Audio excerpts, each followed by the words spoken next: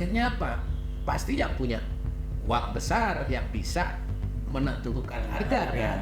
Nah, sehingga harga itu menjadi setiap saat harga gabah naik. Begitu harga gabah naik, otomatis harga berasnya juga naik. Kalau suaranya itu selalu pertanian itu beruntas. Iya. Tapi kadang-kadang sering kalah dengan kita seolah-olah membuat kue besar. Setelah kuenya besar baru dibagi-bagi. Jadi mau tidak mau ini harus menjadi keinginan kita bersama. Bagaimana kita membangun pertanian ini prioritas utama secara inklusif, kemudian semua masyarakatnya mau bergerak di pertanian ini.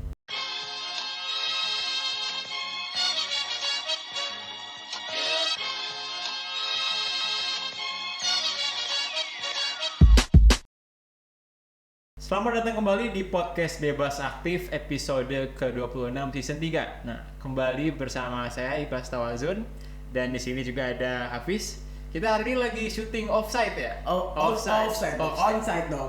Onsite. Kita biasanya di deep space. Oh iya benar. Offside. Oh, iya, bukan offside. Habis nonton bola nih. Betul. Karena kita sekarang sedang ada di rumahnya Bapak Sutarto Alimuso. Ini salah satu punggawa Indonesia lah dalam bidang pangan, khususnya yang akan menjadi bahasan kita hari ini terkait beras. Oh. Ya. Fancy dinner. Katanya akan beras sekarung. Katanya ada yang lagi fancy dinner di istana kemarin. Waduh.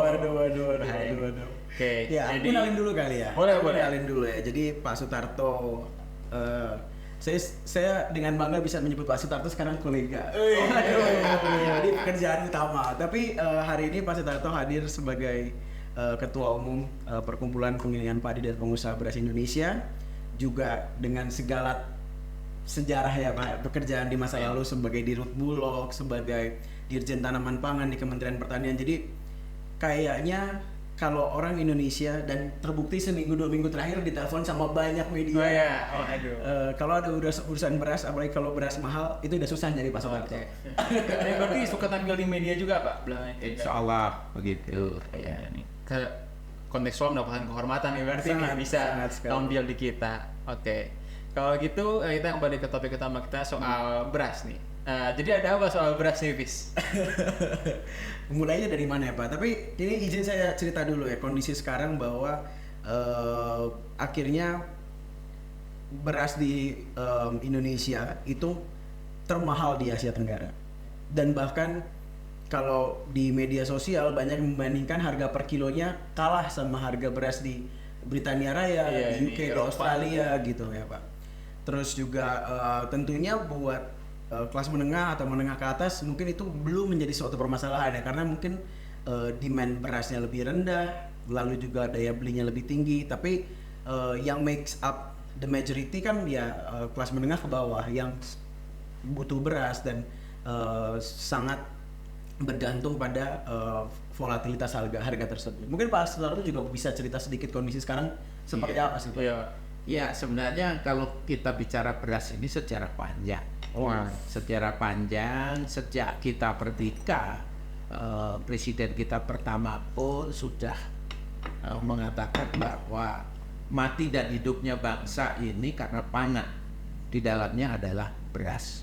Jadi Bung Karno itu sudah menyinggung bahwa masalah pangan khususnya beras ini seharusnya sudah menjadi perhatian khusus. Dan memang pemerintah siapapun itu selalu memberikan perhatian khusus terhadap bagaimana penyediaan beras ini secara cukup, merata, terjangkau oleh seluruh masyarakat. Itu yang selalu disampaikan dan direncanakan oleh pemerintah, kan selalu seperti itu. Dan kita tahu bahwa penduduk kita makin bertambah. Lahan pertanian kita juga makin banyak yang terdesak untuk pemukiman, untuk industri, untuk infrastruktur dan lain-lain. Jadi situasi itulah yang sebenarnya salah satu penyebab kenapa kalau sekarang ini suplai pangan kita, khususnya beras itu turun. Dan ini sebenarnya pemerintah sudah tahu sejak 5 tahun terakhir, sekitar tahun 2018 menuju kepada 2023, ini setiap tahun turun produksi kita. Karena apa? Karena luas panennya yang turun. Kenapa luas panennya turun? Karena luas lahan sawahnya terkonversi yang tadi itu ke yang lain. Ditambah lagi kemampuan memproduksi per hektarnya itu mandek pada Jadi produktivitasnya itu mandek di sekitar 5,2 ton per hektar gitu ya. Kenapa mandek? Ya, kan tahu pemerintah kadang-kadang membuat kebijakan-kebijakan yang mungkin seyogianya berpihak kepada petani, tapi nampaknya belum sepenuhnya. Salah satunya kan masalah pupuk, subsidi pupuk yang dikurangi. Sebenarnya seyogianya kalau memang uangnya kurang, subsidinya per kilogramnya yang dikurangi. Yang penting petani itu harus tersedia pupuk tepat waktu, tepat jumlah, tepat jenis, sehingga produktivitasnya meningkat.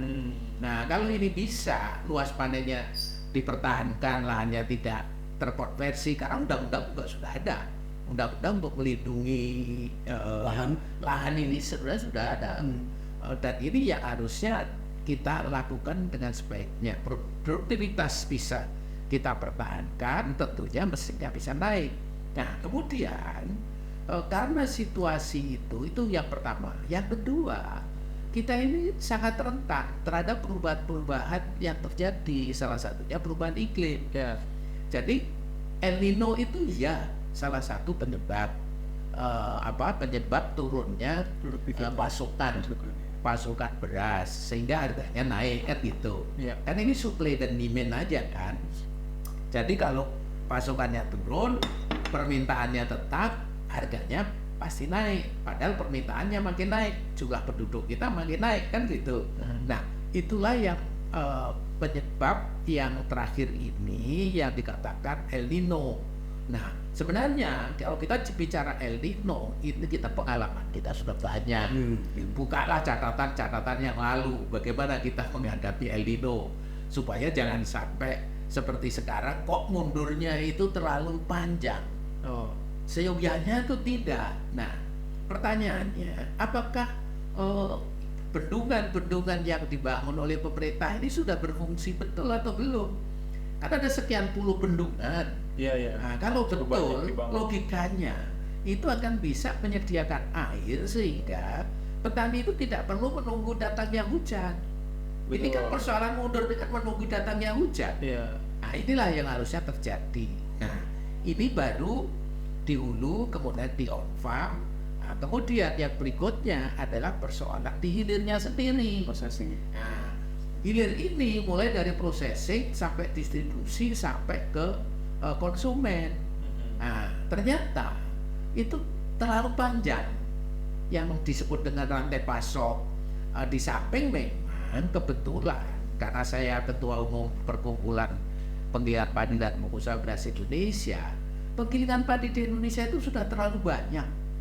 Ada 169.000, 161.000-nya adalah kecil-kecil, dan itu yang ada di desa. Nah, kemudian apa yang terjadi? Kemampuan menggiling supaya betul-betul menggilingnya ini efisien dan sebagainya moderat saja, itu kira-kira perlu 225 juta ton gabah sudah tersedia.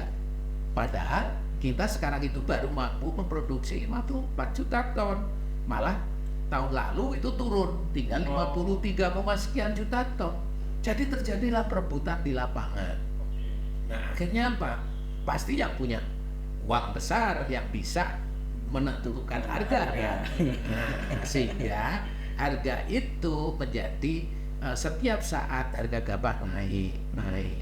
Begitu harga gabah naik, otomatis harga berasnya juga naik. Nah, belum ditambah lagi sebenarnya kalau kita tahu bahwa selama beberapa tahun terakhir ini juga ada perubahan. Yang biasanya paceklik itu hanya 4 bulan, kemudian 8 bulan surplus, ternyata sekarang terbalik. 8 bulan paceklik. 8 bulan yang paceklik, 4 bulannya yang surplus. Nah, untuk itu apa yang harus dilakukan? Pemerintah harus siap. Siapnya dalam apa? Dalam bentuk stok. Oke. Nah, stok ternyata kalau kita bicara stok tahun lalu, pemerintah ini yang ada di Bulog ini sangat kecil pada bulan Juli yang lalu itu, tahun lalu ya, 2023, itu hanya sekitar 500.000 ton. Itu jumlah yang kecil.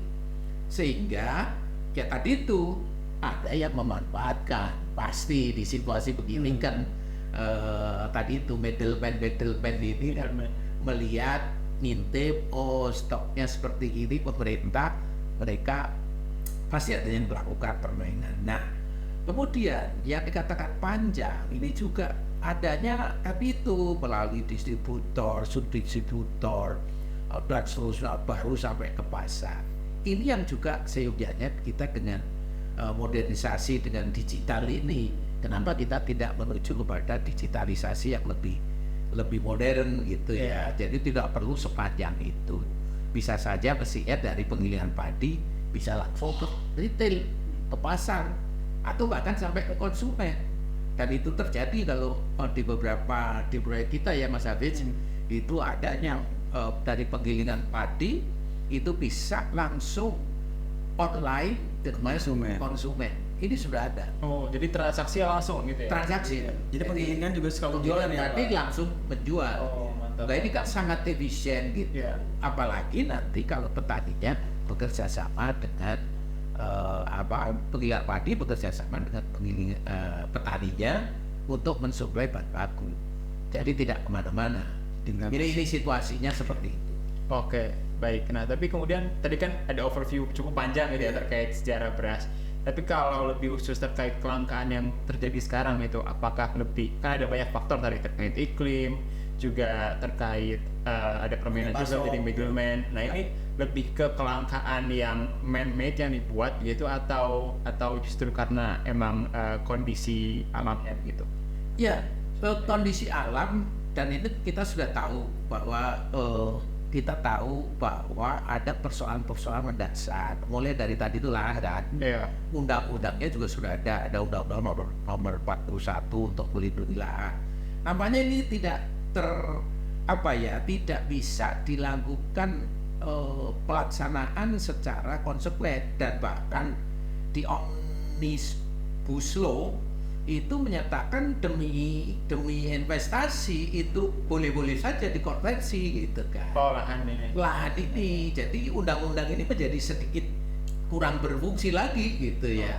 Nah, ini juga yang mengurangi, dan ini persoalan ini sudah agak lama sebenarnya. Produktivitas tadi yang saya sebutkan sedikit turun atau tidak atau stagnan lah, kemudian akhirnya kan surplus kita setiap tahun ini makin turun. Tahun lalu kita itu aja surplus 0,38 atau 380.000 ton lah. Sebelumnya sekitar 1,3 juta ton. Sebelumnya lagi 1, turun. Nah, di lain pihak mulai Agustus sampai dengan Februari itu memang dalam keadaan normal pun produksi itu di bawah kebutuhan. Betul. Karena apa? Karena mungkin pengairannya tidak tersedia dengan baik, sehingga pada itu kan musim kemarau dan masuk ke musim penghujan baru mulai tanam. Nah, itu seperti itu. Nah, kemudian kenapa menjadi langka? Dari aspek produksi dalam negeri memang sudah kurang mulai Agustus kan. Yang kedua, stok surplus akhir tahun ternyata juga kecil. Ya kan? Nah, ini tidak utuh karena kalau bulan Januari itu minusnya itu lebih dari 1 juta ton dibanding dengan produksi bulan Januari. Bulan Februari juga lebih dari itu kadang-kadang, tapi kadang-kadang bisa saja kurang kalau iklimnya normal.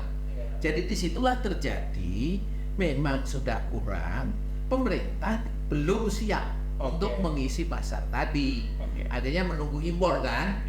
Nah, impornya jatahnya telat juga gitu kan, karena juga keputusannya mungkin terlambat, sehingga pemerintah menggelontorkan bantuan sosial ataupun operasi massal. Iya. Tadi itu sesuatu yang benar sebenarnya, karena menurut pengalaman sekian puluh tahun yang lalu ya, pengalaman panjang.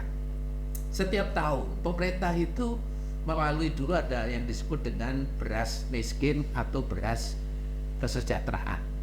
Setiap bulan pemerintah itu mengeluarkan beras bersubsidi 20 kg per kapita. Dua. Ya, tapi subsidi, beras subsidi. Oh, subsidi. Nah, subsidi 20 kg per kapita untuk kira-kira 11 juta kakak. Waktu itu kira-kira akan keluar sekitar 220.000 ton. Itu beras bersubsidi. Nah, itu sebenarnya ada dua mata sisi tujuan dengan Raskin atau Rastra itu. Yang pertama, untuk membantu masyarakat yang kurang mampu. Dia bisa membeli beras dengan harga disubsidi, harganya murah. Yang kedua, ternyata mampu ikut menjaga stabilisasi. Karena kekurangan produksi tadi kan, mengisi pasar gitu loh, mengisi pasar sekaligus supaya pada saat-saat lebih-lebih pada saat paceklik, masyarakat yang kurang mampu pun ikut ngejar cari beras. Jadi dia kan, saya tidak perlu cari beras lagi karena sudah ada beras bersubsidi. Nah, jadi sebenarnya, dan itu termasuk Perpadi dulu menyarankan bansos itu harusnya dimulai sejak bulan, paling tidak sejak bulan Juli, Agustus harusnya, karena sudah ada tanda-tanda naik harga tahun lalu itu gitu kan. Nah, ternyata kan baru dimulai September, ini sudah terlanjur naik. Kan tahu kalau sudah naik itu kan sulit turunnya, sama dengan kalau sudah duduk lupa berdiri. Ya, kayak ini yang terjadi. Jadi situasi itulah seolah-olah bahwa bansos ini berhubungan dengan kemana-mana. Justru harusnya bantuan sosial ini kalau saya dinaikkan pun boleh, tapi subsidi, dalam bentuk subsidi. Kalau perlu kembalikan aja seperti dulu. Subsidinya mungkin sekitar separuh misalnya. Jadi jumlahnya kan menjadi lebih banyak. Tapi lagi-lagi pemerintah seharusnya punya stok yang cukup. Itu tuh kata kuncinya. Ya, baik. Pak, tapi jadi menarik. Aku mau potong dulu. Jadi kalau kita melihat sebenarnya bansos yang dilakukan itu malah sebenarnya tepat sasaran, bukan tepat sasaran. Dilakukan di waktu yang tepat sebenarnya ya. Ya. Jadi mungkin unfortunate aja situasinya beririsan dengan kondisi pemilu. Jadi orang melihat itu sebagai kegiatan politik instead of memang solusi atas harga beras yang semakin tinggi gitu ya. Oke. Pak, tapi berarti sebenarnya bansos ini kan akan berpengaruh juga pada stok, atau sebenarnya nggak signifikan sebenarnya? Iya. Karena isunya kan juga katanya ada percepatan bansos gitu, karena ada peningkatan juga secara intensitas dari yang dikasih biasanya 10 kilo jadi lebih banyak gitu kan. Nah, itu bagaimana? Ya, sebenarnya pada kondisi-kondisi tertentu malah kami punya pengalaman. Bulan Februari itu, waktu itu kita pernah mengeluarkan untuk 2 bulan sekaligus. Jadi 40 kg per kapita itu, per masyarakat kurang mampu. Jadi bansos ini tentunya supaya betul-betul tepat, itu ada supaya hasilnya itu bagus gitu ya, berdampak positif, itu sebenarnya ada syarat-syaratnya. Yang pertama tentunya waktunya harus tepat. Kalau momentum maksudnya? Ya, momentum waktu pas, itu kan pas paceklik. Iya, betul. Itu tepat saja gitu loh. Yang kedua, sasarannya juga harus tepat. Nggak boleh dong sasarannya belok kiri, belok kanan kan gitu. Harus memang betul-betul yang memerlukan. Yang ketiga juga harus cara menyampaikannya juga harus tepat. Jadi tidak berputar-putar dan sebagainya. Kemudian ada faktor-faktor lain yang ini mempengaruhinya. Ini masyarakat sini didulukan, masyarakat sini tidak, karena itu nggak boleh. Justru pada saat bulan-bulan awal bulan itu harus dikeluarkan sebanyak-banyaknya tadi. Oke. Nah, kemudian tadi itu, bansos ini apakah mengurangi stok yang ada di pemerintah? Itu memang selalu begitu. Ya, nggak mau ya. Tetapi pemerintah kan harus punya stok minimum. Jadi stok minimum yang paling baik itu akhir tahun itu minimum 1,5 sampai 2 juta ton. Sedangkan tadi 0,38 ya. Pada itu surplusnya, tapi Oh, stok pemerintahnya stok, oke. itu menggantungkan waktu itu datangnya impor. Jadi situasinya kan berbeda. Begitu datang baru disalurkan, Nah ini kan berbeda. Jadi nggak nyimpen stok gitu ya. Karena sudah terlanjur tadi itu kebijakan-kebijakannya mungkin waktu yang lalu itu tidak ada bansos seperti itu. Dengan alasan waktu itu mungkin produksinya bagus dan sebagainya gitu ya. Sehingga di lapangan harga bisa dipertahankan gitu. Nah, jadi bansos itu jangan dinilai dari aspek negatifnya yang mengurangi jumlah kantin. Ya itu memang pasti. Yang kedua, apakah bansos itu menyerap dari masyarakat? Ternyata tidak. Yang akhir-akhir ini, karena semua beras impor, karena yang pada bulan-bulan paceklik tadi nggak mungkin, pemerintah nyerap itu nggak mungkin gitu loh. Jadi seandainya bisa itu jumlahnya sangat kecil.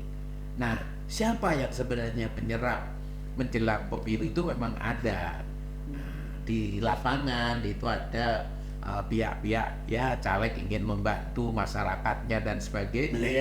Ini ada. Tapi ya harusnya nggak signifikan lah ya Pak. Tapi bisa signifikan. Bisa. Karena apa? Pada saat itu produksinya rendah. Itu. Paham. Nah, Itu kalau- balik lagi ke stok ya. Kembali kepada stok yang ada di masyarakat, produksi yang ada di masyarakat itu pada situasi yang terdalam minusnya. Gitu loh. Jadi karena sejak bulan Agustus itu udah minus terus kan, artinya Februari kan menjadi minus. Minus terus. Jadi kayaknya untuk bahwa politisasi bahwa bansos itu dia mengurangi stok dan kemudian menaikkan harga itu berarti enggak situ ya, koneksinya tidak langsung gitu. Ya, Nah, seyogyanya tidak.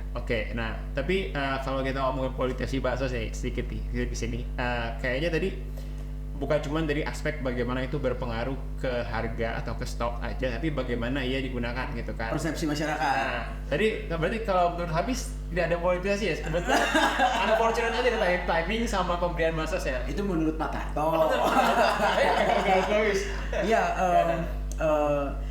satu data yang menarik. Tapi ini balik lagi ya, mungkin karena kondisi, mungkin karena perbedaan konteks antara 2020 dan 2023, 2024. Data yang menarik gitu sih Pak, data bansos lebih besar di 2024 daripada 2020 ketika tahun pertama COVID. Itu beritanya banyak di mana-mana gitu kan. Dibandingin grafiknya. Tapi bisa jadi memang karena sepanjang 4 tahun panjang pandemi keluarga miskin semakin banyak. Bisa jadi kan, karena kita sedang dalam masa recovery. Maksudnya target penerimanya lebih besar. Atau ya memang targetnya diperluas. Jadi memang aku nggak mau naif bilang bahwa itu tidak ada politik di dalam bansos. Social assistance itu dari zaman dulu, dari pertama kali diperkenalkan di Eropa Barat itu habis perang dunia kedua ya udah jadi means politik gitu.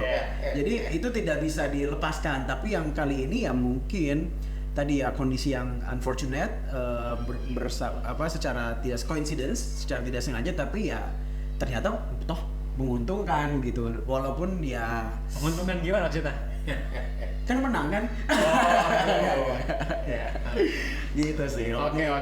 Iya. Kalau menurut saya sih sebenarnya kalau bilang unfortunate tuh agak terlalu memberikan justifikasi free to jail card atau Iya, free to to jail card jail gitu, card. kayak terlalu membebaskan karena secara conduct-nya gitu ya, mungkin kita kalau data kan agak patchy ya, jadi mungkin nggak selalu jelas gitu, dan kita juga bisa argue emang batas ini diperlukan karena emang Ya. tadi kurang stok dan yang lainnya. Tapi bagaimana conduct pemerintah dalam menjalankan bansos itulah tadi yang kemudian banyak menjadi dikritisi oleh masyarakat gitu kan. Terkait kalau misalnya tadi ngomong data gitu kan, pada akhirnya kan kayak dilibatkan Mensos gitu kan, nggak dilibatkan itu kan, padahal data yang digunakan penerimanya justru biasanya data dari Kementerian Sosial, ini pakai data dari yang lain lah. tulisannya juga bansos dari presiden gitu Nah, ya, iya, bagusnya dari ya. presiden. Nah, itu kan apakah itu tepat atau enggak? Dan kemudian ke hal-hal yang lebih sensitif lagi kayak tadi, misalnya dibagikannya kepada siapa dulu nih? Kan ada, misalnya ada targeting gitu seperti daerah-daerah mana nih yang mungkin paslon ini kayaknya lebih bisa dipengaruhi karena lebih sensitif kalau dikasih bansos. Oh, yang ini kemana lebih diikutin itu maksudnya? iya gitu, Oh, iya. dikasih. Jadi enggak dalam pemberian bansosnya sendiri, tapi dalam kondak pemerintah gitu, dalam jalannya pemberian bansos itu sendiri, yang kemudian melihat bahwa oh ini jadi salah satu alat politisasi oleh pemerintah gitu, bahwa ini ada terus ya, tapi ketika di tahap politik, wah jadi kartu dimainin juga. LPDP masih proses kan? Waduh, bener dong, dari mana nih? Ya, jadi kurang lebih seperti itu kalau menurut saya gitu. Ya, ya itu kan bisa aja opini itu bisa berbeda-beda. Tapi sebenarnya ini kan kita harus melihat sejarah ya. Ya. Tadinya ada beras raskin itu dalam bentuk natural. Oke. Kemudian mulai 2018 kalau tidak salah itu dirubah dalam bentuk bantuan langsung tunai. BLT ya. BLT itu supaya langsung membeli mereka, masyarakat itu diberi uang tunai membeli. Tapi kenyataan di lapangan sebenarnya dengan BLT itu menyebabkan di lapangan itu ternyata tidak semulus atau sebaik seperti yang diharapkan. Jadi di situ terjadi malah menuju kepada orang yang ditunjuk untuk menyalurkan membeli beras kemana, itu justru orang-orang yang tidak biasa bekerja di beras itu bekerja di situ, jadi nambah panjang mata rantai di lapangan. Oke. Kalau dulu kan hanya dari penggilingan padi langsung ke bulog kemudian langsung Hasil. menyalurkan kan begitu. Oke. Nah itu berjalan beberapa tahun memang, nampaknya pemerintah kemudian melihat ternyata bantuan secara natural itu sebenarnya lebih tepat kan gitu. Cuman terus tadi itu tiba-tiba seolah-olah ini ada hubungannya dengan menghadapi pemilu kan gitu. Iya. Nah sebenarnya kalau pemerintah sejak awal sudah siap dengan harusnya mulainya itu sejak 2023 yang saya sampaikan tadi. Bulan Juli itu sudah bergerak naik karena semua sudah memprediksi produksi turun 2023 ya. Nah pada saat itu harusnya pemerintah sudah mulai menggelontorkan, jadi supaya tidak terjadi tadi itu dibuat persepsi kesana kemari tadi mestinya ya. Tapi kalau ada yang memanfaatkan itu ya memang kadang-kadang di lapangan itu bisa-bisa saja terjadi. Itu masalahnya kan di lapangan kan ada yang pernah ternyata bansos itu di situ ada yang gambarnya paslon. Iya. Ada. Tapi itu kan kasus-kasus ya. Tapi secara umum kalau memberikan yang tepat waktu, jumlahnya tepat sesuai sasaran, cara menyampaikannya benar. Waktu ini kan tadi itu kalau seperti sekarang misalnya ya akan menyalurkan bansos lagi ya. Mestinya menyalurkannya kapan? Ya sekarang ini awal bulan. Jangan ini ditunda. Kenapa? Satu, kalau awal bulan itu biasanya masyarakat itu cari beras. Oke. Sehingga Baru gajian juga gitu ya. Iya, habis gajian. Istilah pasarnya pasar beras akan hangat, bahkan cenderung panas. Itu artinya harga itu bisa bergerak kalau suplainya tidak banyak. Iya. Tapi kalau bansos itu juga dilakukan saat itu bisa ngerem. Iya. Karena supply udah nyampe supply-nya udah nyampe ya. sudah sampai terutama menengah ke bawah. Betul. Jadi nggak Nah, nyari. yang kedua, ini kan mau Ramadan. Betul. Nah, jangan sampai setelah Ramadan datang bantuan sosialnya baru keluar. Nah, ini Iya. politisasinya jadi negatif kan Iya, gitu. iya. Ini yang harusnya betul-betul menjadi perhatian kita gitu. Dan biasa Ramadan tuh udah harga udah Iya. naik Oh, semua, itu- Pak. Sekarang kan udah tinggi gitu. Nah. Tapi kalau Ramadan bisa tambah lebih tinggi lagi gitu. Jangan-jangan. Kalau beras harusnya ya. Jadi siapa yang menentukan harga Nah, beras itu ya? ini saya suka ini. sebenarnya. Yang pertama pasti harga ini ditentukan oleh panen itu sendiri. Yang kedua berapa besar intervensinya pemerintah. Ketepatan tadi itu. Kalau intervensi pemerintahnya oke, ini sudah mengurangi beban dari panen. Nah, panen sendiri sekarang sedang berjalan. Nah, supaya juga kalau pemerintah menunjukkan bahwa dia punya kekuatan, supaya jangan pelaku-pelaku bisnis yang punya uang ini menentukan harga gabah seenaknya. Pelaku bisnis yang punya uang. Bagus mewah. Yang punya uang. Keren, Pak. Nah, ini ternyata di lapangan.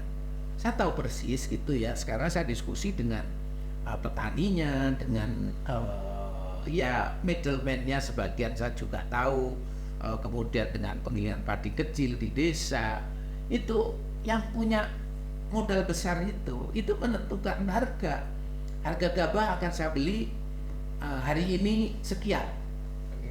Dia tidak peduli kok dengan HPP yang 5.000 itu. Iya. Jadi dialah yang menentukan. Ya, menentukan. Kenapa? Karena dia ngintip. Pemerintah paling kan nggak bisa imbangi saya. Ini yang harusnya kita menjadi perhatian kita gitu. Kalau kita ingin jangan pemerintah dikangkangin oleh yang punya modal besar ini yang harusnya menjadi perhatian. Ya perlu lebih banyak solusi digital gitu ya untuk jembatan nih. Harusnya di live stream Shopee gitu langsung jual beras gitu ya. Jual beras. Tapi memang solusinya juga perlu teknokratik ya, Pak. Teknokratik. Maksudnya jangan melihat ini sebagai politik aja atau sebagai cara-cara sederhana melihatnya. Memang ada proses, ada birokrasi di situ, ada teknokrasi, ada kemampuan juga teman-teman di kementerian, lalu di lapangan, di penggilingan untuk berkolaborasi juga. Ya. Ini harus holistik Betul. Holistik dan inklusif sebenarnya, hulu hilir. Kalau hulunya itu mulai dari sumber dayanya, baik sumber daya alatnya dan sumber daya manusianya, ini betul-betul harus dijaga. Kemudian di on-farm-nya bagaimana dijaga, mengenai airnya, mengenai bagaimana mengolah tanah supaya lebih murah, bagaimana mengenai benihnya, bagaimana mengenai pupuknya, bagaimana penanganan hama penyakitnya, kan gitu kan. Nah, perlu pendampingan sekarang yang namanya penyuluh, yang namanya pengendali OPT, pengawas benih, di lapangan itu udah banyak yang pensiun. Nah, ini yang harusnya diganti. Ada regenerasi ya. Harus ada regenerasi. Nah, terus kalau kita kembali ke petaninya tadi, generasi muda cenderung tidak suka dengan kegiatan on-farm. Pertanian ya. Pertanian di on-farm-nya. Di farm ya, di budidayanya, betul. Budidaya. Kenapa? Dia merasa terlalu capek, pekerjaannya panjang, tapi hasilnya Enggak. Nothing. tidak menguntungkan. Nah, makanya saya sering usul, bagaimana kalau generasi muda diberikan hak guna usaha? Oh. Dalam satu klaster, kita bangun klaster supaya industrialisasinya bisa mendukung. Nah, dalam klaster hitungan saya ya sekitar minimum 200 hektar sampai 500 hektar, bahkan kalau perlu pun sampai ribuan hektar. Tapi klaster kecilnya itu 200 hektar saja itu sudah bisa. Nah, serahkan kepada generasi muda, kasih hak guna usaha 2 hektar kah, 3 hektar kah, atau 5 hektar. Jadi secara ekonomi dia nanti hitung-hitungan ekonominya itu tetap dia berusaha itu menguntungkan. Budidaya itu untuk. Nah, mekanisasinya teknologinya harus teknologi modern.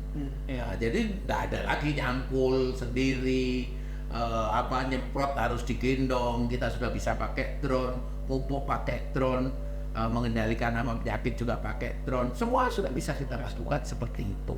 Nah, kalau itu bisa dilakukan, ini menjadi salah satu breakthrough-nya. Bagaimana ke depan supaya generasi muda tertarik. Nah, kalau di hilir mereka cenderung sudah tertarik. Jadi industri-industri perberasan kita itu banyak yang generasi muda sudah masuk ke situ. Karena dia merasa pekerjaannya tidak terlalu berat, tidak kotor, tanda petik, gitu ya. Tapi dia mendapatkan nilai tambah bisa lebih. Apalagi kalau kita menuju kepada zero waste. Menuju zero waste, menuju ke penggunaan energi yang terbarukan, itu akan menjadi efisiensi yang luar biasa.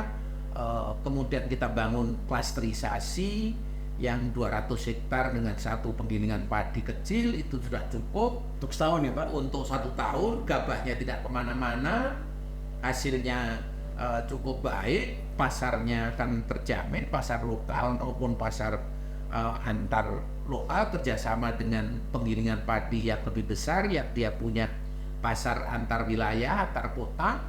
Saya kira ini yang harus dibangun. Seperti itu. Jadi gak masuk program kerja pasal-pasal nih. Gak dikasih tahu ya Pak. Itu nanti dibisikin Pak Sutarto sama siapapun yang menang. Tapi Pak, saya penasaran. Berarti butuh investasi besar-besaran dalam Ya, kalau kita bicara impor kita, kalau katanya mau kemarin 3 juta, sekarang mau 3 juta, itu 6 juta. 6 juta itu kan perlu berapa? 60 triliun kan? Nah, 60 triliun untuk impor beras. Untuk tadi itu, untuk fasilitasi itu kan cukup lah ya. Sangat cukup. Benar. Sangat cukup. Daripada impor, ya mendingan kan? buat investasi. Investasinya hulu hilir tadi, jangan sepotong-sepotong. Kalau sepotong-sepotong tidak akan pernah tercapai. Alat plus SDM ya Pak. Alat sama SDM ini. Alat SDM, kemudian termasuk lahan. Nah, lahan ini kan kita banyak lahan yang nganggur, yang dikuasai oleh pihak-pihak yang bertanggung jawab. Ini kan harusnya bagi aja gitu loh. Dan banyak yang cocok untuk pertanian. Apalagi kalau saya lihat yang dikuasai oleh pemerintah pun juga banyak yang tidak produktif. Saya melihat itu yang dikuasai oleh pemerintah, dan itu lahan-lahan yang bagus. Kenapa itu tidak kita buat klaster-klaster tadi? 200 hektar minimum. Kalau perlu ya sampai makin luas sebenarnya makin efisien. Karena nanti ongkos angkut untuk dikirim kemana-mana juga lebih mudah. Apakah untuk kalau nanti misalnya kan bisa untuk pada musim penghujan padi, musim kemaraunya jagung dan kedelai misalnya kan. Nah, ini akan membangun ya barangkali hubungannya dengan food estate itu. Jadi food estate ini kan seyogianya lahannya itu harus dipilih. Nggak bisa kalau food estate ini sembarang, ini pasti bisa, kemudian di bulldozer habis. Wah, itu belum tentu. Jadi harus ada studi kelayakan lahan, mulai dari tanahnya, bagaimana masalah airnya, cuaca, klimatnya di situ, semua harus dilakukan. Harus dilakukan. Yang dilibatkan juga harusnya anak muda ya, bukan TNI. Anak muda. Ya, ya boleh saja, tapi harusnya dimasukkan anak-anak muda tadi. Tapi sebenarnya menarik. Kasih anak muda. Saya itu dulu agak bingung Pak ketika tentara atau polisi itu terlibat di investasi, tapi ternyata aku punya satu orang teman di Singapura, dia police officer, tapi sekarang lagi kerja di dinas ketahanan pangan atau dinas pengadaan pangannya Singapura Pak. Jadi memang di negara-negara yang strong gitu ya, yang punya aturan ketat ya seperti Singapura, itu ternyata lazim dilakukan oleh officernya. Tapi kan kembali lagi seberapa kuat pemahaman officer tersebut terkait pertanian misalnya. Betul. Sebenarnya ini bukan berarti kita mengenabling ya kelas ya. Kelasnya aja punya pandangan yang berbeda sekarang Pak. Bukan biasa. Cuman memang ternyata itu dilakukan juga di Singapura dan ya so far sih ya kita lihat Singapura gitu. Jadi sebenarnya tidak masalah, tapi libatkanlah generasi muda, libatkanlah untuk pendampingannya itu praktisi-praktisi yang memang dia punya pengalaman itu gitu loh. Kadang-kadang kan ini tenaga ahlinya sudah hebat-hebat gitu ya. Tapi kalau dia bukan orang lapangan, saya pikir dia tidak banyak sense lapangannya seperti apa. Ya misalnya ya katakanlah Kalimantan itu berbeda dengan Jawa, kan gitu kan. Sumatera sebagian ada yang mirip Jawa, tapi ada yang berbeda. Jadi nggak bisa kalau kita tidak menggunakan orang-orang praktisi yang tentunya praktisi yang punya pengalaman banyak, tapi juga punya latar belakang keilmuan di bidang pertaniannya juga ada gitu. Nah generasi muda masukkan ke situ, ya kan? Bagaimana dia ya tadi itu hak guna usaha. Mosok sih ada yang punya hak guna usaha berapa ratus ribu hektar? 500.000. Nah, misalnya, nah kalau 500.000 dibagi per orang 5 hektar, itu kan sudah 100.000 generasi muda. Daripada generasi muda tidak produktif. Mohon maaf ya. Betul, Pak. Sekarang banyak generasi muda yang kurang produktif sebenarnya. Main HP dan Bukan menghasilkan, kan gitu kan? Benar, Pak, benar. Bukan menghasilkan sesuatu untuk kebutuhan. Dengan berbagai ya kegiatan-kegiatannya. Ini kan harus kita dorong. Dan saya yakin masih banyak yang mau. Lulusan SMK itu kan dia punya pengetahuan gitu ya. Itu ya harusnya kita dorong masuk, kasih hak guna usaha sampai kalau perlu 5 hektar tadi, kalau hitung aja 2 hektar pun cukup. Tapi bisa sampai 5 hektar, malah dulu udah pernah ya sampai 10 hektar. Oh, itu lebih cukup lagi gitu ya. Karena saya pernah lihat yang di Sambas. Karena saya dulu pernah jadi kepala dinas pertanian provinsi Kalimantan Barat. 94 itu Pak. Enggak, tahun 92. 6. Akhir 96 sampai dengan 98. Nah, Ikhlas belum lahir Pak. belum. Saya sudah setahun. lupa ya Mas Iqbal. Jadi begini, waktu itu saya melihat betul di Sambas itu ada daerah transmigrasi. Oh iya. Mereka kan dapat 2 hektar. Dengan 2 hektar itu dia kelola, waktu itu malah belum sampai 2 hektar dia mengelolanya. Itu pun dia sudah yang tadinya rumah kayu, itu sudah berubah jadi rumah beton. Itu karena apa? Dia mampu mensuplai jagung untuk bahan pakan ternak di wilayah apa itu ibu kota Kabupaten Sambasnya, di kotanya Sambas. Di kota Sambas itu disitulah dia ada peternakan ayam. Jadi peternak ayam ini datang ke tempat produsen jagung ini membawa kotoran ayam untuk pupuk, kemudian pulangnya bawa jagung untuk pakan ternaknya.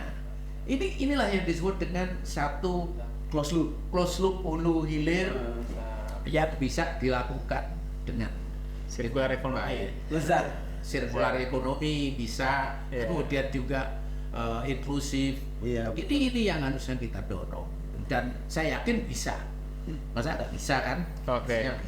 Bisa lah. Oke, bisa lah. Nah, itu bisa tapi kayaknya belum dilakukan gitu kan saat ini, gitu kan.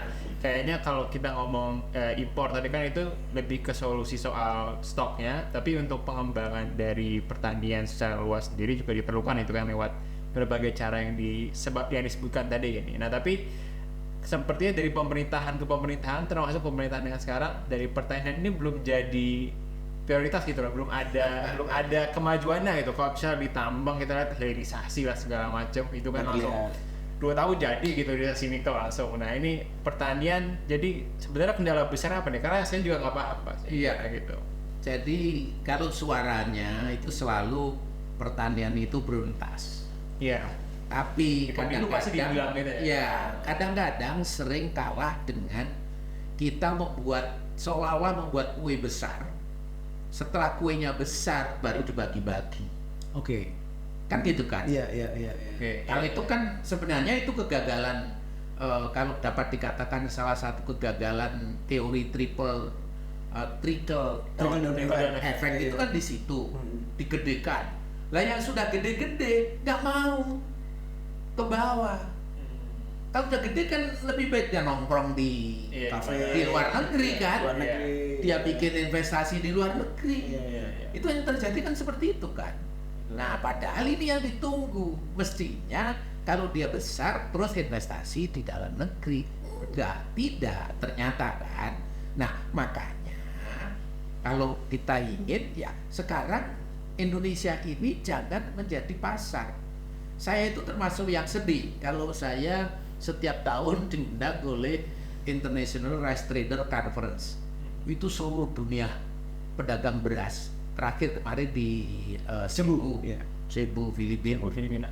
Saya diundang dan saya selalu diminta sebagai pembicara sudah 14 atau 15 kali saya selalu hadir.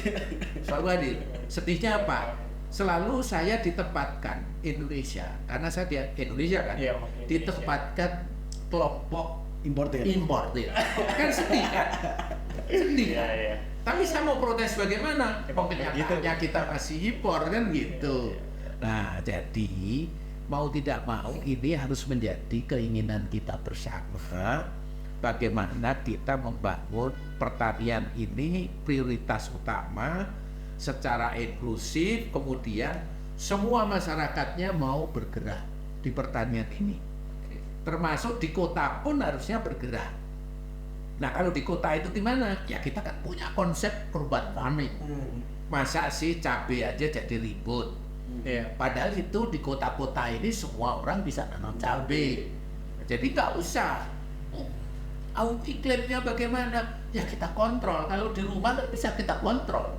Kan seperti itu gitu ya. Jadi ada hal-hal yang harusnya ini yang harus kita dorong kepada kita semua untuk kita ini gigih, kita ini mau gitu loh bekerja di yang seperti itu sangat sederhana kan. Tanam cabai itu kan sederhana. Tapi ternyata kan sampai hari ini cabai pun bikin persoalan kan. Iya.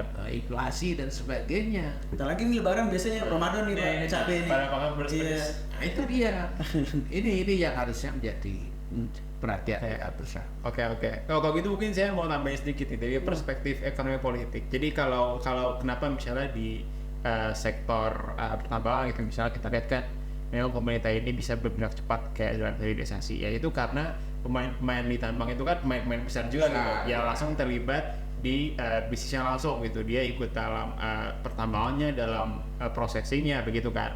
Jadi bisa langsung benefit dan mempengaruhi pemerintah dalam hal itu. Nah, kayaknya kan kalau petani ini secara luas gitu ya, tidak begitu terorganisir dengan baik begitu ya, dan dia kebanyakan adalah smallholder di Indonesia ini. Jadi memang kalau secara pengaruh ke pemerintahan tidak begitu besar gitu, dan justru kita lihat pemain-pemain yang besar itu kayak di orang-orang middleman gitu tadi apa ya, dan itu mereka kan justru interestnya itu enggak dalam pengembangan padi gitu loh, pengembangan beras, justru ya udah dia mengambil keuntungan dari stok yang segini-segini aja yang nggak berkembang dan kemudian bisa lebih dia mainin gitu loh. Jadi aktor-aktor dari distribusi aktor itu kemudian membuat dari reformasi pertanian ini agak sulit menurut saya. Nah, kalau di sini sih saya melihatnya ya jangan kedepannya either itu nanti bakal lebih ke industrialisasi gitu ya. Jadi mungkin kita kayak di Amerika yang dia itu petani-petaninya itu emang dia punya lahannya yang besar gitu dan emang sangat termekanisasi,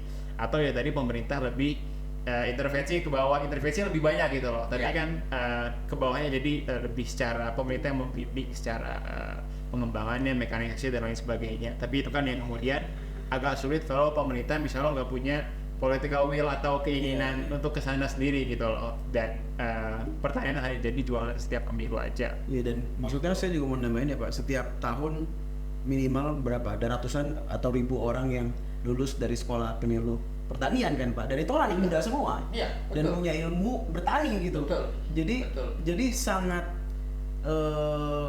nggak mungkin kita bilang bahwa nggak ada anak muda yang memahami pertanian, tapi yang punya kemauan dan Ya. didorong sama political willingness itu jadi yang Ya, berpengaruh. ya kita harus arahkan. Nah, itulah siapa yang bisa mengarahkan, tentunya pemerintah. Iya. Kalau kita lihat struktur ekonomi pertanian kita di Indonesia, itu sebenarnya banyak yang pemodal-pemodal besar itu hanya ingin memperoleh keuntungan pada cepat. Iya. Quick cash. Untuk cepat itu dari mana? Dia hanya bekerja di trader atau bekerja di hilir, itu pun sebagian. Jadi dia lebih suka kalau yang namanya impor itu dia lebih suka. Ya kan? Oh iya iya. Itu yang kenyataannya. Tapi begitu dia diminta tanam dong gitu kan, itu kadang-kadang hanya jual tanda tangan seolah-olah dia tanam.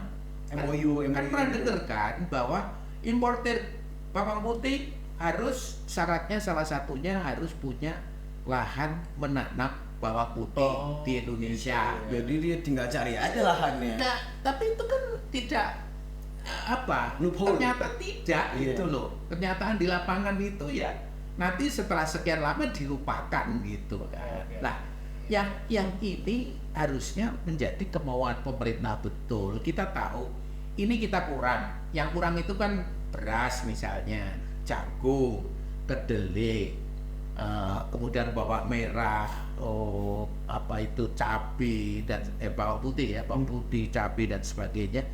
Itu kemudian harus dipetakan.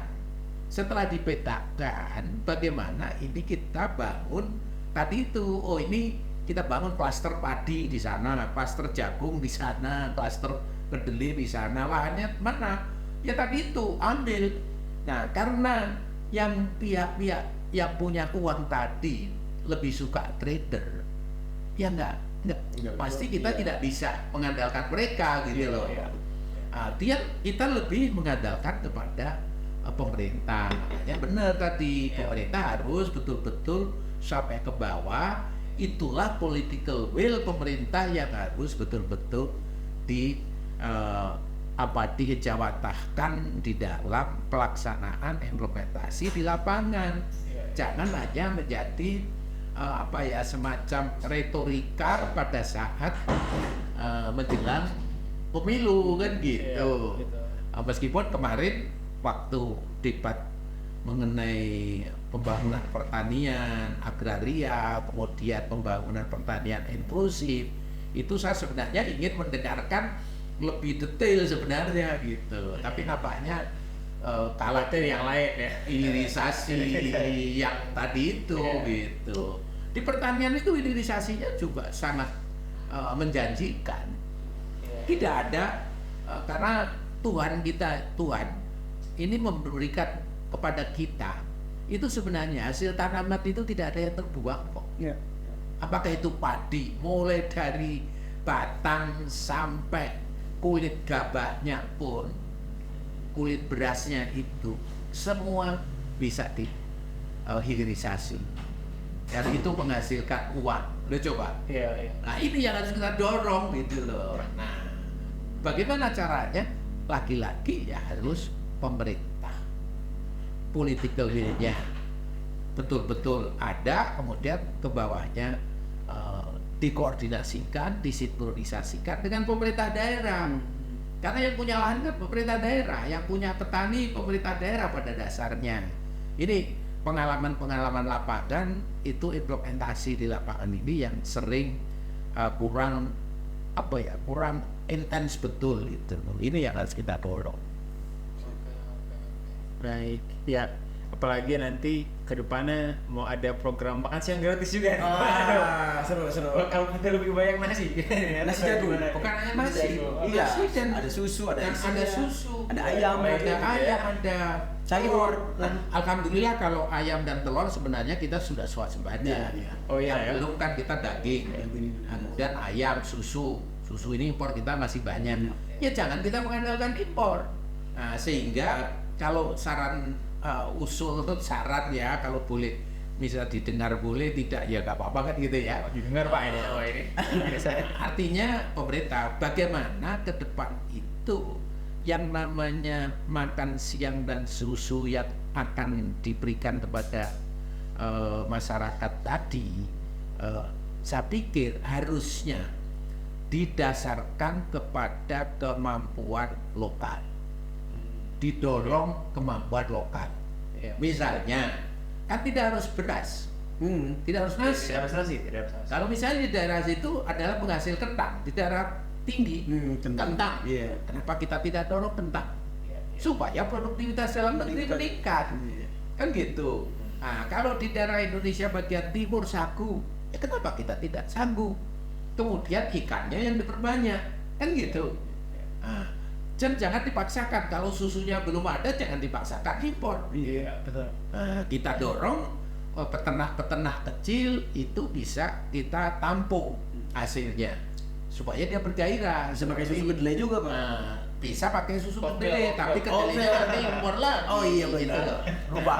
Jadi ada yang bisa kita dorong berkembang. Misalnya di Sragen, Ya. di daerah Gemolong itu ada satu desa itu dia punya rata-rata petaninya itu punya kambing yang diperah Iya. gitu loh, yang menghasilkan susu misalnya gitu kan. Kalau di Jogja itu di daerah Pakem. Jadi ada daerah-daerah seperti itu yang bisa kita betul-betul berdayakan dan itu dipetakan bersama, didorong bersama. Jangan sudah paling gampang kan impor, jangan. Iya, benar. Siapa yang menikmati? Benar. Akhirnya siapa? Trader tadi kan. Trader tadi. Nah, ini yang harusnya Iya. tidak boleh. Makan siang gratis itu jangan one size fits all, benar. Nah, tuh. jangan begitu. Ya, ini pemikiran tapi mulai dari hulu nih, dari iya. ya dari hulu. Jadi kayak apa? Bakal ada makan siang, udah ada simulasinya itu kan. Nah, itu. Nah, tapi asal dari mana itu yang berbicara kita nih kayak kereta bahaya nih. Simulasinya masih di hilirnya toh? Iya. Masih di mejanya kan. Iya. Sebelum ke meja ini ya Iya, paling proses diturut gitu, bahaya. ditelusuri gitu. Jadi kalau itu dilakukan, saya pikir siapapun tidak berkeberatan. No. Karena itu mendorong produktivitas kan. Betul. Sekarang kan yang ditonjolkan, wah itu nanti perlu 6,7 juta ton. Dari mana itu beras? Bahkan tidak harus semua beras. Benar. Ini kan cara berpikir yang harus dirubah.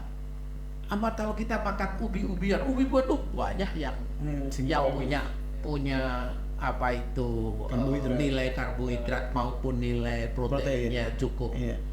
cukup gitu nilai vitaminnya. Dan itu mestinya termasuk di daerah-daerah dekat hutan pun itu bisa, misalnya dengan sukun. Sukun itu gampang ditanam dan sekaligus memperkenalkan kepada masyarakat anak-anak muda ini mulai dari kecil, jangan dikenalkan mie instan, Gandum lah. gandum lagi. Iya. Kita impor kita sudah jutaan ton, di atas 10 juta ton. Ya, ya kan? Generasi muda kan kenalnya itu. Generasi Mie mie gacuan. instan. Karena Si apa? gacuan. Karena Generasi gacuan. di televisi Itu yang semua televisi pun keluarnya mie instan. Iya, iya. Iya kan? Betul. Itu berapa kali itu satu hari? Berapa? Nah, saya sering kalau di mahasiswa saya kuliah saya kan masih ngajar di Kau masih ngajar, Pak? ya Institut Transportasi dan Logistik Trisakti. Saya selalu ngomong, kalian generasi muda jangan mengandalkan mie instan. Karena mie instan itu impor, kita sulit untuk menanam. Caranya gimana? Ya makan yang lain. Tapi begitu saya tanya, Gembili tahu? Nggak tahu. Nah, kan gitu. Sukun nggak Garut tahu? Nggak tahu. kasih tahu. Syukur itu datang ke sana ke pasar Mester. Itu macam-macam polo pendem namanya ya, ubi-ubian itu banyak di situ. Jadi ini yang harus kita dorong gitu loh. Jadi jangan kita dorong semua disamaratakan nasi, enggak. Saya pikir itu keliru. Kemudian terkait tadi kan sempat disebut juga impor kita mau 3 juta ton lagi gitu ya. Berarti untuk sekarang kan juga di dunia internasional lagi ada kesulitan untuk mengimpor beras karena yang pada rebutan dan panennya nggak semuanya baik. Itu gimana Pak kira-kira untuk mudahnya? Ya kalau saya bicara mengenai negara-negara pengekspor itu, sebenarnya negara pengekspor ini lebih banyak selalu pengalaman saya ya. Mereka itu menggunakan kesempatan. Apakah dia jelek betul? Ternyata enggak. Karena saya habis ketemu di Filipina, saya tahu persis. Dan saya ada habis dari Thailand juga. Saya ketemu dengan eksportir dari India. Mereka mengatakan tidak sejelek seperti yang terjadi di Indonesia sebenarnya. Dampak El Nino-nya beda. Jadi jangan berpikir El Nino ini akan sama di mana-mana gitu. Jadi mereka sebenarnya punya kesempatan ekspor. Cuma bagaimana ekspor impor kita supaya kita ini punya pegangan yang baik dan supaya tidak terjadi dikuasai oleh broker-broker. Sebenarnya kita harusnya memanfaatkan G2G, government to government. Kita membuat satu perjanjian MOU bersama. Cuman kadang-kadang banyak yang berpikir pemerintah Indonesia sudah bikin MOU mau impor itu. Padahal bukan begitu. Artinya kita akan mendapat prioritas. Kalau kita suatu saat kesulitan terpaksa harus impor, kita punya MOU. Apakah itu dengan pemerintah Thailand, pemerintah Vietnam, pemerintah Myanmar, bahkan mungkin dengan pemerintah India atau Kamboja, itu bisa kita inisiasi. Supaya apa? Itu tidak dikuasai oleh broker. Jadi kalau beras-beras ini dikuasai oleh broker, seperti halnya gula itu juga dikuasai oleh broker. Nah, beras ini juga sebagian dikuasai oleh broker. Nah, itulah yang menyebabkan harga mahal. Jadi begitu Indonesia mau impor. Nah, kalau dulu kita memang selalu mengatakan Indonesia mau impor itu jangan bilang-bilang. Iya. Begitu kita ngomong Indonesia impor, itu pasti besar impornya. Apa yang terjadi? Broker bermain. Tapi kalau kita sudah punya G2G, itu pengalaman kita itu akan jauh lebih baik. Karena kita bisa nekan melalui pemerintahnya gitu. Tidak broker. Jadi brokernya tidak bisa bermain banyak. Ini yang harusnya bisa kita lakukan. Itu selama ini udah diimplementasikan atau? Ya, kebetulan saya waktu di Bulog 5 tahun itulah yang saya pakai. Kita waktu itu kan impor 2 tahun atau dari 5 tahun itu kan impor sekitar 2 tahun atau 3 tahun ya. Itu impor dengan jumlah yang tidak terlalu besar, tapi kami digunakan melalui G2G. Dan saya menggunakan duta besar kita yang ada di negara-negara. Saya tidak sendirian. Karena saya mengatakan bapak atau ibu, waktu itu bapak semua kebetulan. Bapak adalah wakil negara Indonesia. Saya mohon bantuannya gitu. Jadi itu akan lebih lancar. Kami berbicaranya misalnya kalau di Thailand itu dengan Menteri Perdagangannya. Kemudian melalui duta besar tentunya ya, nanti di Vietnam dengan kementeriannya, tapi biasanya langsung didelegasikan ke BUMN-nya di sana. Seperti itu. Jadi ini yang harusnya kita lakukan. Waktu kita ke India juga kita ketemu dulu dengan menterinya, kemudian diarahkan nanti diskusi teknisnya dengan eksporternya. Jadi kita betul-betul tidak dikuasai oleh broker-broker dunia. Pangan ini kan dikuasai juga oleh broker-broker, apakah kedelai, apakah jagung, apakah sapi, apakah daging. Nah, beras pun bisa begitu kalau kita tidak hati-hati di dalam bekerja mengenai ekspor impor. Aku ada pertanyaan sedikit soal itu, Pak. Kalau misalnya dalam kondisi sekarang berarti ya, kita nggak punya MOU misalnya, atau kita belum punya, dibandingkan dengan kondisi itu, seberapa singkat kita bisa memperpendek waktu, dan mungkin banyak pendengar yang belum tahu ya prosesnya itu biasanya berapa lama, dan kalau misalnya dengan itu bisa memperpendek hingga berapa persen? Iya, kami justru pernah ditanya oleh Pak Menko waktu itu, Pak Tarto berapa lama bisa mendatangkan? Saya mengatakan 1 minggu. Karena kalau dari Thailand itu paling-paling hanya perlu 3 hari kan. Nah, kemudian kita deal, begitu deal dengan pemdanya, dengan pemerintahnya, kemudian pemerintahnya memerintahkan lagi kepada eksporternya, udah langsung karena Langsung dikirim, dikirim. udah punya pegangan kesepahaman itu jadi ya, Pak, ya? bisa jauh lebih cepat. Jauh lebih cepat. Nah, sebagai contoh misalnya, waktu saya diskusi, kenapa Thailand juga menunda untuk bisa mengekspor ke Indonesia? Nah, mereka eksporternya mengatakan kami sekarang sedang melayani untuk Filipina. Itu kan alasan saja sebenarnya kan. Iya. Mau usah tahu tumpuan berasnya Iya. banyak gitu ya. Yang ini yang begini-begini harusnya kita pelajari betul gitu di lapangan gitu. Jadi kalau kita sudah melalui G2G, ya begini kan pasti, oh Indonesia ini prioritas karena sudah ada G2G tadi. Nah, bukan berarti G2G itu kita pasti impor, tidak gitu. Nah, sekalipun ada cara lain sebenarnya bisa saja BUMN kita itu ikut berbisnis internasional untuk beras ini. Why not kan gitu kan. Jadi dia punya cadangan, suatu saat kalau memang kita kurang tinggal geser, tapi kalau kita lebih tinggal dijual ke negara lain. Itu juga bisa kalau kita bisa sampai ke sana. Jadi kita jadi broker juga gitu loh. Iya, Kita itu juga bisa saja. Why not gitu kan. Ya, betul. Nah, artinya kita menjadi mendunia kan, memang tidak mudah, tapi kan itu juga bisa kita lakukan. Karena Indonesia adalah negara yang sebenarnya rentan terhadap perubahan, masih rentan terhadap perubahan iklim, sehingga apa? Dan yang lain-lainnya, sehingga produksi kita itu sering mendadak terganggu. Panen kita itu yang harusnya menjadi catatan kita. Benar-benar. Dan itu perlu political will tadi, Ya. pemerintah betul-betul ke sana. Jadi strategi B itu ya, strategi B itu perlu juga gitu untuk bisa kalau ada kondisi-kondisi kayak Ya. sekarang Iya. buat impor. Oke. Iya. Jadi ya mungkin kalau bisa kita sebutkan sedikit sekaligus untuk menutup ini. Jadi kan memang ada aja bisa keadaan yang unforeseen yang tidak diduga sebelumnya secara iklim gitu ya, dari produksi domestik ataupun dari supply internasional juga gitu. Tapi pemerintah tentu selalu bisa step in gitu kan untuk kemudian bisa menstabilisasi stok dari beras itu sendiri.